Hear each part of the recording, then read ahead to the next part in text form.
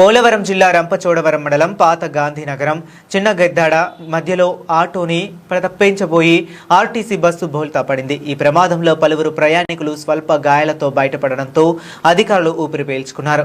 భద్రాచలం నుండి కాకినాడ వైపు వెళ్తున్న ఆర్టీసీ బస్సు చిన్న గెద్దాడ సమీపంలో వచ్చేటప్పటికి ఎదురుగా ఆటో రావడంతో దాన్ని తప్పించే క్రమంలో బోల్తా పడినట్లు ఆర్టీసీ డ్రైవర్ వాపోయారు. బస్సు ప్రమాద సమయంలో బస్సులో సుమారు 40 మంది ప్రయాణికులు ప్రయాణిస్తున్నారు. ప్రమాద విషయాన్ని తెలుసుకున్న రంపచోడవరం డీఎస్పీ అష్రఫ్ అలీ హుటాహుటిన సంఘటనా స్థలానికి చేరుకుని పరిస్థితిని సమీక్షించారు.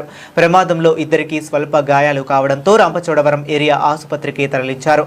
మిగిలిన ప్రయాణికులను మరో ఆర్టీసీ బస్సులో తరలించారు.